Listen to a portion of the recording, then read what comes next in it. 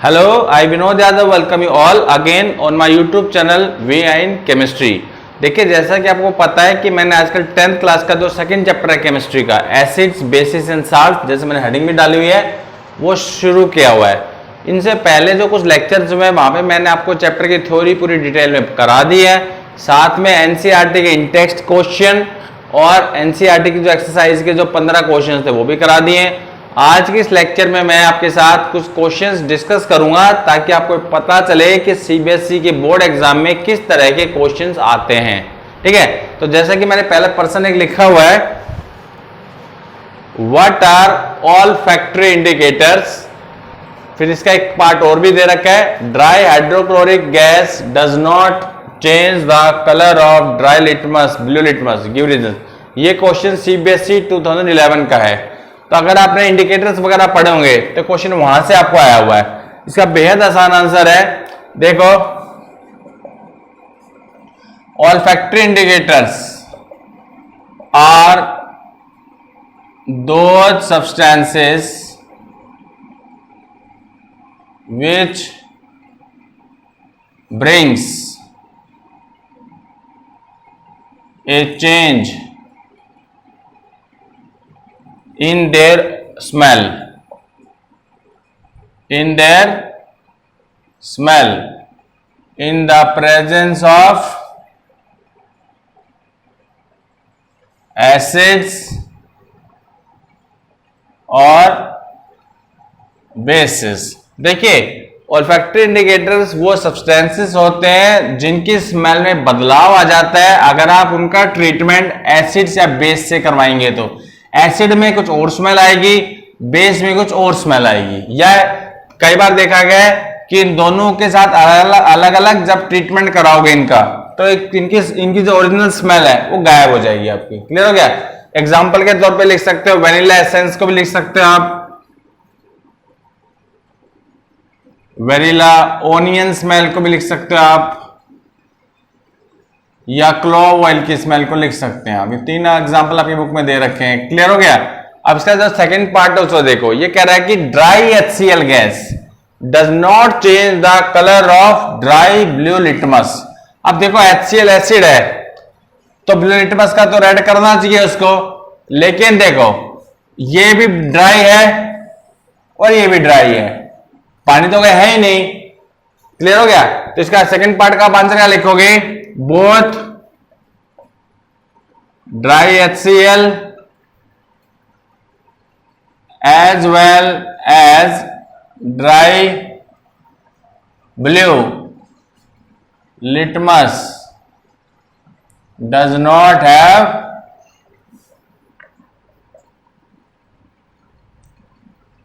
Water, पानी तो है नहीं, सो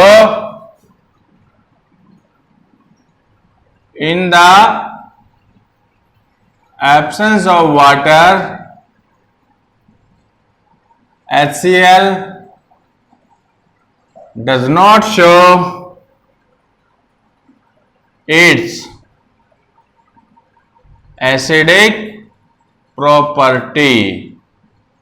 इस वजह से it does not change the color of dry blue litmus to red। तो ये सिंपल से एक आंसर आपको देख के आना होता है इसका। क्लियर हो गया? ये हमारा पहला क्वेश्चन हो गया। अब इसके बाद मैं अगला क्वेश्चन लिख रहा हूं आपके लिए। आपका नेक्स्ट क्वेश्चन है, HCl aqueous and HNO3 aqueous solutions show acidic character while aqueous solutions of glucose and alcohol do not। देखो बेटा जी, HCl aqueous में भी H है, HNO3 aqueous में भी H है। ग्लूकोज का फॉर्मूला होता है C6H12O6, H इसमें भी है। अल्कोहल में इथाइल अल्कोहल ले लेते हैं, C2H5OH, इसके पास भी H है। तो H प्लस तो सभी रिलीज कर सकते हैं, लेकिन उसके बाद भी ग्लूकोज अल्कोहल जो है एसिडिक नेचर शो नहीं करते। तो इसका सिंपल सा रीजन ये लिख के आना है कि देखो, HCl aqueous and HNO3 aqueous, एक का नाम हाइड्रोक्लोरिक एसिड है, एक का नाम नाइट्रिक एसिड है, एक्वस स्टेट में है। Release hydronium ions while glucose and alcohol do not release या गिव्स लिख लो hydronium ions. So HCl aqueous and HNO3 show acidic character while aqueous solution of glucose and alcohol do not show acidic character. ये सवाल आ गया समझ में आपको? Okay. अगला सवाल अभी आपके सामने आएगा. आपका नेक्स्ट क्वेश्चन इसके नीचे लिखा है, देखो ये कह रहा है while diluting an acid why is it recommended to add acid into the water and not water to the acid.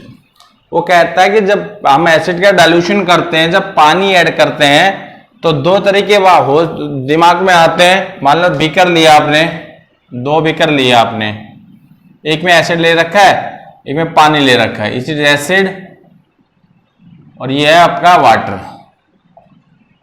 अब सोचते हैं ये मिलाना ही तो है, चाहे एसिड को पानी में मिलाओ चाहे पानी को एसिड में मिलाओ, तो दोनों तो बात बराबर है. बिल्कुल बराबर नहीं है. हमेशा आपको ये बताया जाएगा कि हमेशा बीकर में पहले पानी ले लें, ऊपर से एसिड को इसमें डाल दें. आप लोग ऊपर से आप एसिड को इसमें डाल दें, वो भी धीरे धीरे डालना होता है. इसको धीरे धीरे इसकी उबाल के साथ साथ और कांस्टेंट स्टीयरिंग के साथ. क्यों? वही आंसर इसका लिखना है. आंसर देखो, dilution of acid is in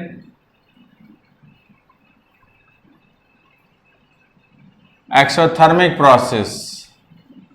ये कैसा प्रोसेस है? एक्सोथर्मिक है. देखो जब मैं पानी में एसिड मिलाऊंगा तो बर्तन गर्म हो जाएगा, इस वजह से मैंने लिखा है is an exothermic process resulting into formation of lot of heat. ठीक है. देखो एसिड की जो डाइल्यूशन होती है एक्सोथर्मिक प्रोसेस होता है, वो बहुत ज्यादा हीट प्रोड्यूस होती है. This heat can break the beaker. Beaker भी टूट सकता है. एंड हार्म यू, और आपको नुकसान पहुंचा सकता है. तो इस नुकसान से बचने के लिए बताया गया है कि हमेशा एसिड को पानी में डालो, वो भी पानी वाले बीकर की दीवार के साथ साथ कांस्टेंट स्टीयरिंग के साथ. ओके. इस वजह से कहा गया है कि डाइल्यूशन करते समय it is recommended that we always add acid into the water and not water to the acid, क्योंकि उसकी वजह से बीकर टूट सकता है. ये आपका 3% हो गए. अगला पर्सन अभी लिखने वाला हूं मैं. ये आपका नेक्स्ट क्वेश्चन है. ये एनसीईआरटी का क्वेश्चन है, देखिए, और सीबीएसई 2013 में पूछा हुआ है. ये आपको क्या कह रहा है? कोई मेटल का कंपाउंड ए है. जब इस कंपाउंड ए को हम लोग डाइल्यूट हाइड्रोक्लोरिक एसिड से रिएक्ट कराते हैं, तो रिएक्शन के बाद ब्रिस्क एफरवेसेंस निकलती है टेस्ट ट्यूब में से. ब्रिस्क एफरवेसेंस का मतलब कोई गैस निकल रही है आपकी. ठीक है. अब जो गैस निकल रही है इसकी खासियत बता रहा है, ये बर्निंग कैंडल को बुझा देती है. You have to write down the reaction which has been occurred between A and HCl. अगर आपका गैस के अलावा एक और प्रोडक्ट बता रहा है वो कैल्शियम क्लोराइड है, तो देखो बेटा जी, हिंट तो आपको क्वेश्चन से मिल रही है. देखो कैल्शियम क्लोराइड से शुरू करो तुम लोग. कैल्शियम क्लोराइड में जो क्लोराइड आयन है ये यहां से है, इस Cl से. क्लियर हो गया आपको? दूसरी बात, जो ए कंपाउंड है उसका जो मेटल एटम है वो कैल्शियम ही होगा. 100% कैल्शियम आपका, मतलब ए कंपाउंड में कैल्शियम कुछ है. उसके बाद कैल्शियम के साथ क्या जुड़ा हुआ है उसकी हिंट आपको यहां से मिलेगी, ब्रिस्क एफरवेसेंस से. मैंने थ्योरी में सुबह बताया था कि 10th क्लास में जब भी आपको ब्रिस्क एफरवेसेंस वो दे तो मतलब CO2 गैस है, और CO2 गैस निकल रही है तो मतलब जो कैल्शियम के साथ जो आयन है वो कार्बोनेट आयन ही होगा. क्या होगा? Carbonate ion. तो सारा कुछ आंसर एक तरह से क्वेश्चन में दे रखा है इसने. क्लियर हुआ? अभी आपको सिर्फ रिएक्शन लिखने, एक तो सिंपल सा आंसर है इसका. देखो तो कैल्शियम से शुरू करो, CO3 बनेगा. CO3 फॉर्मूला होता है ये आपका, इसी नीचे आप A लिख देना. क्लियर हो गया? प्लस HCl डाइल्यूट प्रोडक्ट क्या क्या बना रहा है? Ca क्लोराइड बनाना है, CaCl कंबाइन होंगे, तो प्रोडक्ट ये साल्ट लिखो CaCl2। क्या होता है? CaCl2 होता है, प्लस H2O प्लस CO2, और CO2 के नीचे लिखना ब्रिस्क एफ्लोरेसेंस। ये तरीके इस आंसर को लिखने का। बैलेंस भी करना पड़ेगा, Cl1 है Cl2 है, 2 लगा दो, अब सब कुछ बैलेंस है, चेक कर सकते हैं आप। ये इसका सिंपल सा एक आंसर था। आपने ए का भी नाम बता दिया और आपने इसको बता दिया, और ये उसने सब दे रखा था। क्लियर हो गया? तो ये क्वेश्चन आपका 2013 में पूछा गया था, और ये क्वेश्चन एनसीईआरटी के अंदर भी दे रखा आपको। तो अब इसके बाद मैं अगला क्वेश्चन लिखूंगा, क्वेश्चन नंबर 5। ये क्वेश्चन नंबर 5 है, 6 है, तो छोटे छोटे क्वेश्चन है, और ये दोनों क्वेश्चन 2010 के हैं सीबीएसई के अंदर। पहला person, what are alkalis? Alkalis क्या बताए थे मैंने थ्योरी में? भाई वो सारे base which are water soluble are simple known as alkalis. Simple, एक लाइन का आंसर है इसका। All the water soluble bases are called alkalis। Example याद कर लेना, सोडियम हाइड्रोक्साइड है, पोटेशियम हाइड्रोक्साइड है, कैल्शियम हाइड्रोक्साइड है। क्लियर हो गया? नेक्स्ट क्वेश्चन, यहां पे क्या कह रहा है? The pH value of A vegetable soup is 6.0। आपको वेजिटेबल सूप का नेचर आइडेंटिफाई करना। अब नेचर का मतलब जब पीएच दे दिया है तो नेचर 3 तरह के बताए पीएच के हिसाब से, क्या? एसिडिक, बेसिक और न्यूट्रल। वहां वैल्यूज बता रखी है। 7 जो पीएच होता है 7 वो न्यूट्रल होता है, 7 से कम वाले एसिडिक होते हैं, 7 से ज्यादा वाले बेसिक होते हैं। तो ये जो 6.0 वैल्यू है ये 7 से कम है, तो यहां पे आंसर क्या हो जाएगा? एक लाइन का आंसर इसका भी देखो, the soup is acidic in nature. बस, और कुछ नहीं करना आपने।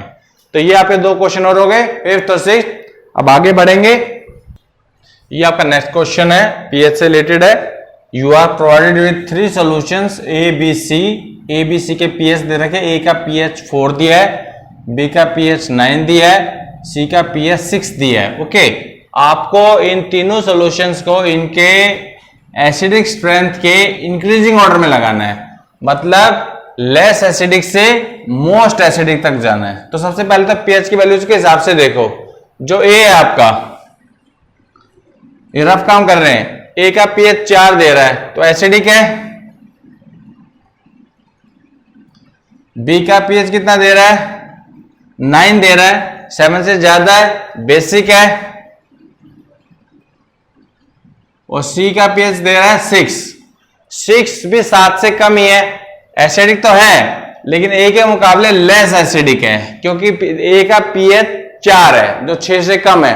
तो ये जो ए है ना, ये मोस्ट एसिडिक है आपका, और ये कैसा है? लेस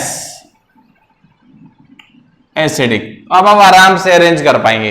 तो ये तो रफ काम हमने किया है। जो मेन आंसर लिखना है, बी सबसे पहले आएगा, सबसे कम एसिडिक है, सी उससे ज्यादा एसिडिक है, और सबसे ज्यादा एसिडिक क्या है आपका? ए। तो ये ऐसे आंसर लिख के आना आपने, सिर्फ ये आपका मेन आंसर है इस क्वेश्चन का। आगे बात समझे? हाँ, इस क्वेश्चन को ऐसे ही पूछ सकता है, इन तीनों सॉल्यूशंस के आपको हाइड्रोनियम आयन कंसंट्रेशन और लिखनी है। तो देखो वो क्या होगी, देखो जो बी की जो हाइड्रोनियम आयन कंसंट्रेशन है उसको कैसे लिखोगे? बी का पीएच कितना दे रहा है? 9 दे रहा है, तो सिंपली क्या ना 1 मल्टीप्लाई 10 की पावर -9, क्योंकि जो हाइड्रोजन आयन की जो कंसंट्रेशन 10 में लिखते हैं उसका जो मैग्नीट्यूड होता है वो उसका होता है पीएच। तो ये हाइड्रोजन आयन कंसंट्रेशन दे 1 मल्टीप्लाई 10 की पावर -9। ए की क्या होगी? ए का पीएच 4 दे रहा है, तो 1 मल्टीप्लाई 10 की पावर -4, और सी का पीएच 6 दे रहा है तो 1 मल्टीप्लाई 10 की पावर -6। ये तीनों क्या हैं? ये तीनों ये है, हाइड्रोनियम कंसंट्रेशन है इन तीन सॉल्यूशंस की। क्वेश्चन आ गया होगा समझ में, क्वेश्चन नंबर 7। और ये आपका क्वेश्चन नंबर 8 है। देखो, he is saying tap water conduct electricity while distilled water does not. सीधी सी बात है, देखो इलेक्ट्रिसिटी कंडक्शन के लिए जरूरी है कि आपके सॉल्यूशन के अंदर आयंस होने चाहिए। तो अगर टैप वाटर कंडक्ट कर रहा है तो मतलब आयंस है। आयंस की चीज क्या है, अगर भाई उसमें थोड़े बहुत साल्ट आए होंगे तो साल्ट जब पानी में डिजोल्व होंगे they will break up into their ions. और डिस्टिल्ड वाटर में ना सिर्फ वाटर के मॉलिक्यूल्स होते हैं, it do not contain any type of ions into it. तो सिंपल सा इसका आंसर आपको लिख के आना है, tap water has dissolved salts into it, okay, while distilled water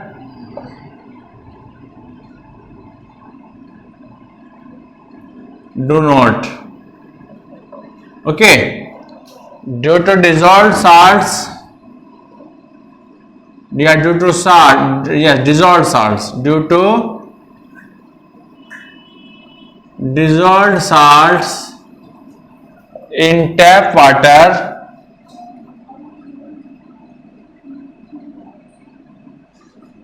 comma, ions are present which are responsible for electricity conduction, okay। Next question देखिए, यहां पे 3 सैंपल आपको दे रखे हैं, distilled water, tap water and sea water. आपसे कह रहे हैं तीनों में से बेस्ट कंडक्टर कौन सा है। अरे भाई तेरा ना टैप वाटर और सी वाटर दोनों को आप टेस्ट करके देखना, आप पाएंगे सी वाटर ज्यादा साल्टी आपको मिलेगा, यानी इसमें ज्यादा आपके नमक हैं, ज्यादा आयंस हैं, जिसकी वजह से सी वाटर जो है ना, sea water is best conductor. Reason दे के आना, दे के आ जाइए। अगर वाई में पूछा तो, नहीं पूछा है तो इतने आंसर आप लिख के आएंगे, sea water is best conductor of electricity. तो ये आपके 9% हो गए। अब मैं 10th क्वेश्चन आपको बताऊंगा।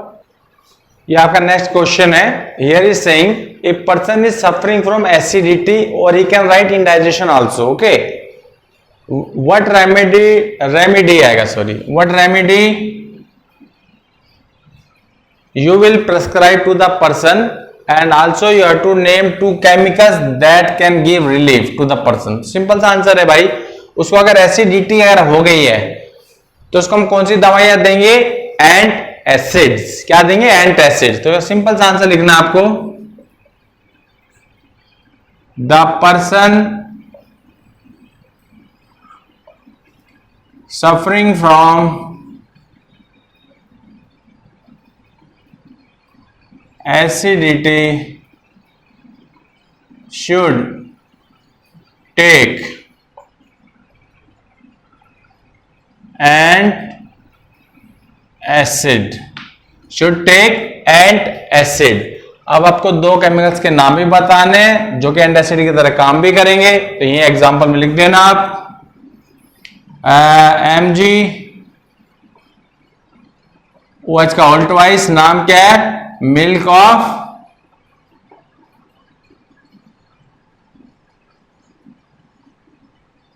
मैग्नीशिया।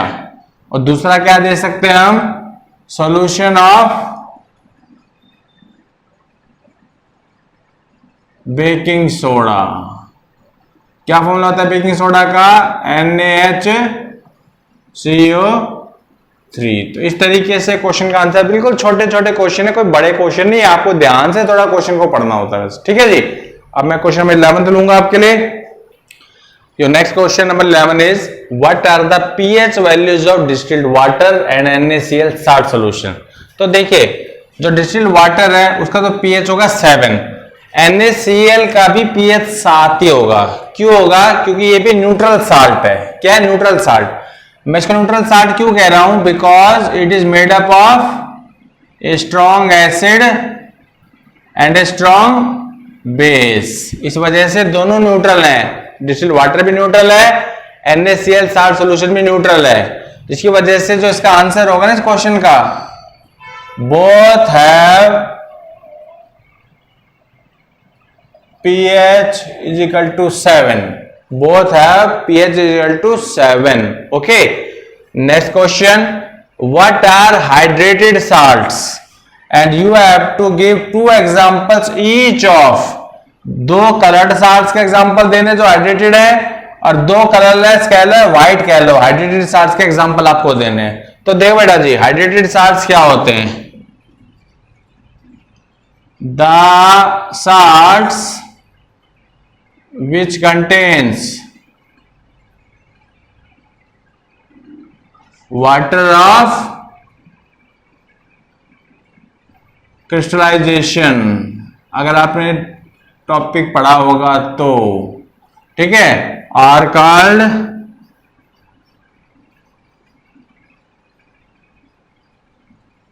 Hydrated salts. ये हो गया पहले का डेफिनेशन। अब एग्जाम्पल देने हैं, किसके देंगे, पहले हम देंगे कलर्ड के एग्जाम्पल, कलर्ड एग्जाम्पल्स लिखना है यहां पे, examples number 1 coloured hydrated salts. एक तो ये है क्यूप्रिक सल्फेट 0.5H2O, ब्लू रंग का होता है, ये किस कलर का होता है, ब्लू रंग का होता है। क्लियर हो गया। दूसरा एग्जांपल देंगे आप FeSO4 0.7H2O, ये होता है ग्रीन कलर का, किस कलर का होता है, ग्रीन कलर का। ओके, ये हो गए कलरफुल साल्ट्स। दूसरा एग्जांपल देना आपको व्हाइट साल्ट्स का, एक तो देना POP CaSO4 0.5H2O, दूसरा देना आप जिप्सम CaSO4 0.2H2। तो इस तरीके से आप आंसर को आप लिख के आ सकते हैं, आपको पूरे मार्क्स मिलेंगे, इसमें कोई गलती नहीं है। ठीक है जी, this is your question number 13 on your board. ये क्वेश्चन 3 बार पूछा गया भाई, 2010, 11, 13 में। क्या पूछा है इसने आपसे, you have to name the substance which on treatment with chlorine yields bleaching powder. इसका मतलब आपको यहाँ पे प्रिपरेशन ऑफ ब्लीचिंग पाउडर की रिएक्शन आपको लिख करके बतानी है। ओके, सिंपल सा आंसर है, देखो इसका कोई मुश्किल नहीं है, आपने अगर याद कर लिया होगा तो। जब हम कैल्शियम हाइड्रोक्साइड सॉल्यूशन में से क्लोरीन गैस को पास करवाते हैं, तो मैंने थ्योरी में बताया था, ये जो पार्ट है, ये जो मैंने अंडरलाइन किया है, इसमें से पानी को बाहर कर दो, जो बचा हुआ पार्ट है उसमें क्लोरीन को जोड़ना है बस। जब पानी बात देखो 2H है और 2 O है, तो पानी आप बाहर कर रहे हो, ये बाई प्रोडक्ट है। अब बच्चा का 1 O बच गया ना भाई, 2 O थे, 1 O तो निकल गया पानी के साथ, 1 O बच गया, तो यहां टोटल कितना बचा, CaO, उसमें Cl2 जोड़ दो, तो क्या बना CaOCl2। ये रिएक्शन आपको लिख के आनी है। क्लियर हो गया। सब्सटेंस का नाम इसके नीचे लिख के आएंगे, क्या, स्लेक्ट लाइम, क्या, स्लेक्ट लाइम, क्योंकि इसका भी तो मार्क है, नेम द सब्सटेंस। आगे बात समझ में। अगला सवाल देखो, ये कह रहा है you have to name the chemicals used in soda acid fire extinguisher. तो आप याद रखिएगा इसको, सोडा एसिड फायर एक्सटिंग्विशर जो आपके स्कूल्स वगैरह में लगा मिलेगा आपको। यहां पे हम क्या करते हैं, डाइल्यूट हाइड्रोक्लोरिक एसिड का रिएक्शन करवाते हैं हम बेकिंग सोडा के साथ, NaHCO3 के साथ। It is your baking soda, और ये है आपके हाइड्रोक्लोरिक एसिड। इन्हीं के नाम आपको बताने थे, पर रिएक्शन भी आप लिख देना। जो इसके Na+ है, इसके Cl नेगेटिव से कंबाइन होकर बनाएगा NaCl साल्ट, ये H O यहां से H2O, और ये क्या बच गया CO2। ये CO2 गैस काम आती है आग बुझाने के। इज दैट क्लियर, समझ गए। नेक्स्ट क्वेश्चन देखिए, you have to write the name and chemical formula of the main product formed by heating baking soda. तो ये बेकिंग सोडा की केमिकल प्रॉपर्टी भी है और वॉशिंग सोडा की प्रिपरेशन का रिएक्शन भी इसमें लिखना है एक तरह से। तो सिंपल सा आंसर है इसका, जब दो मॉलिक्यूल हम बेकिंग सोडा को हीट करते हैं, यहां पे लिखना हीट, तो एक तो बनेगा आपका Na2CO3 प्लस 2H है ना, 2H O को लेंगे H2O और CO2 बच गया। तो आपको अब पर्सन देखो, you have to write the name and chemical formula of the main product. तो केमिकल फॉर्मूला ये आपका मेन प्रोडक्ट,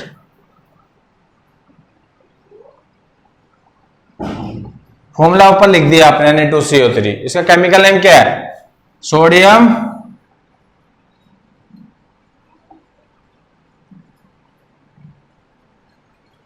कार्बोनेट। तो इस तरीके से आंसर्स आपको दे के आना है बोर्ड एग्जाम के अंदर, समझ गए।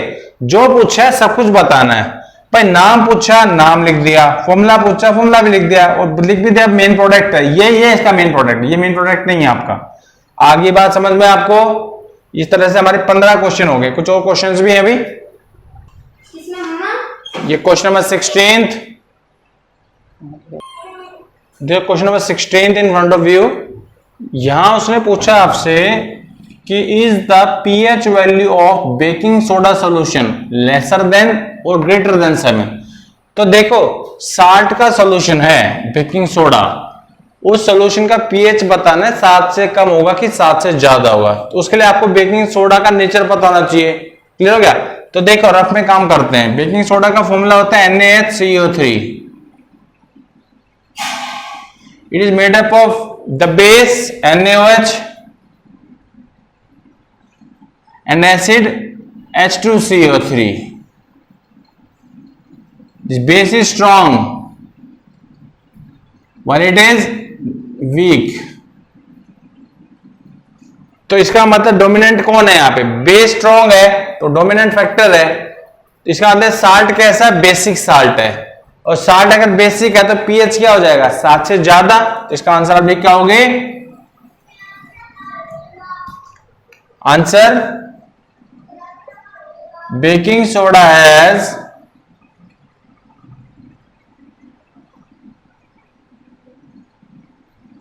pH greater than 7, pH greater than 7 because it is a basic salt made up of strong NaOH and weak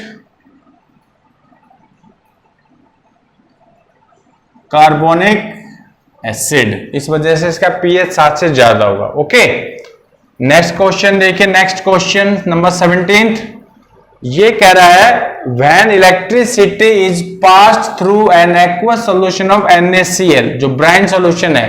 क्या नाम है एक्वस सॉल्यूशन NaCl का, ब्राइन सॉल्यूशन। तो ब्राइन सॉल्यूशन में से जब इलेक्ट्रिसिटी पास कराते हैं तो आपके दिमाग में आ जाना चाहिए NaOH की फॉर्मेशन, क्लोरोएल्कली प्रोसेस। कौन सा प्रोसेस है, क्लोरोएल्कली प्रोसेस। तो क्लोरोएल्कली प्रोसेस की रिएक्शन हमने लिखनी है यहाँ पे, क्योंकि प्रोडक्ट्स के नाम आपको बताने एक तरह से। ठीक है, तो ये क्वेश्चन आपका 2010-11 में पूछा गया आपसे। तो मेरा पानी पी रहता है भाई।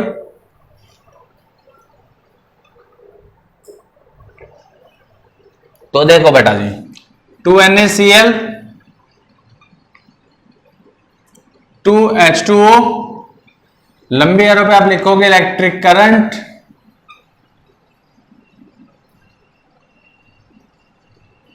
तो क्या क्या बनाएगा वो देखना हमने। ठीक है, दो तो बनेंगे NaOH के साल्ट, प्लस में Cl2 गैस, प्लस में H2 गैस। तो ये लिखना है आपको, ये तीनों प्रोडक्ट लिख तो दिए, चाहे तो नाम लिख देना, sodium hydroxide, chlorine gas, hydrogen gas. इतना सा आंसर है बस इसका। Next question number 18,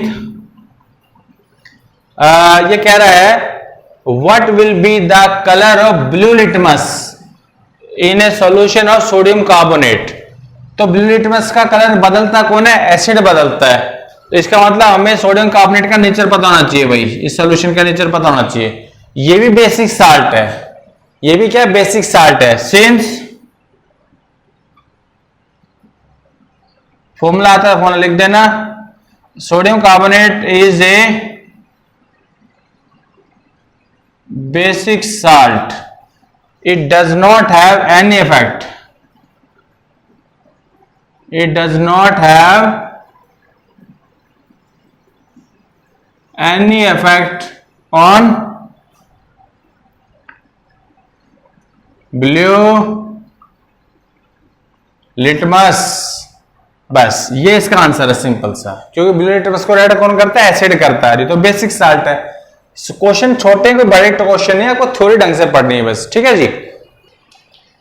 this question number 19 2015 का है ये कह रहा है कि आपको बेकिंग सोडा की केमिकल प्रॉपर्टी बतानी है जब हम उसको अप्लाई करते हैं, जब हनी बी कहीं आपको काटती है उस जगह पे। तो देखो हनी बी के जो स्ट्रिंग होती है, it contain acid into it as you all know, और जब उस पर हम बेकिंग सोडा लगाते हैं तो हमें रिलीफ मिलता है। क्यों? क्योंकि बेकिंग सोडा जो है, अभी पहले पर्सन में मैंने बताया था आपको कि ये बेसिक नेचर का होता है, और हनी बी ने आपके ब्लड में डाल दिया है एसिड। तो एसिड और बेस जब मिलेंगे तो कौन सा रिएक्शन हो रहा है आपकी बॉडी के अंदर, न्यूट्रलाइजेशन रिएक्शन। इधर क्लियर, जिससे आपको रिलीफ मिलते हैं। तो इसका आंसर कैसे लिख के आएंगे, देखो आपको केमिकल प्रॉपर्टी बतानी है। तो baking soda is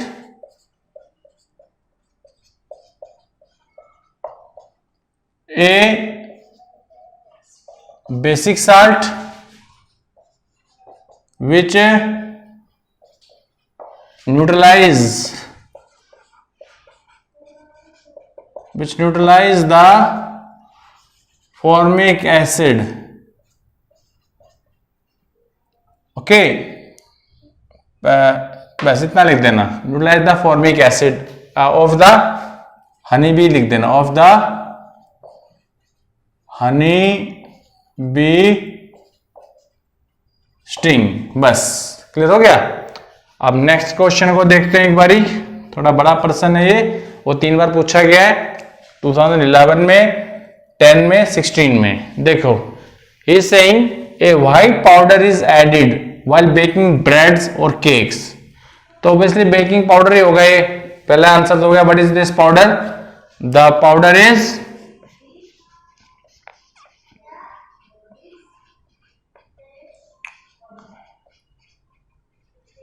baking powder। okay, also you have to write its main constituents and ingredients।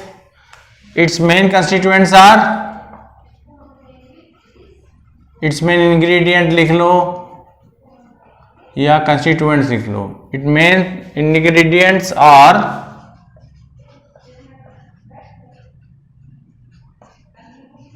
Baking soda and एक एसिड भी होती, बताया था मैंने,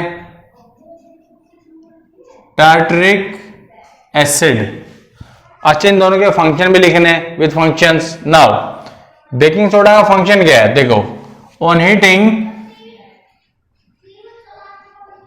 जब बेक होगा तो हीट तो करना ही है ना उसको। On heating the baking soda gives CO2 gas, ठीक है, which make CO2 gas which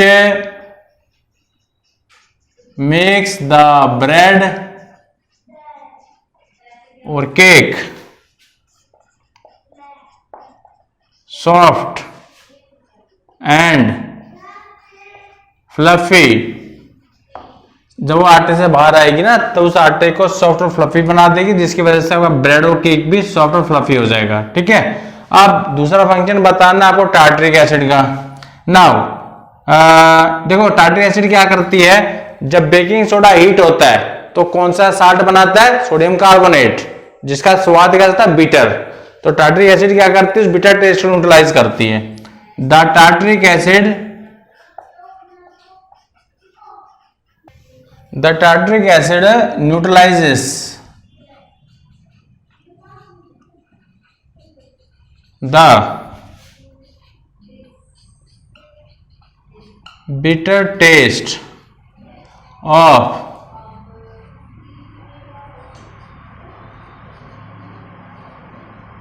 sodium carbonate, ये कहां से है?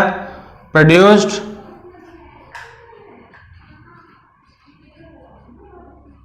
During heating of baking soda. तो आज के इस लेक्चर में मैंने आपके साथ एक कुल 20 क्वेश्चंस डिस्कस किए हैं जो सीबीएसई बोर्ड एग्जाम में अलग अलग टाइम पर पूछे गए हैं। क्लियर होगा?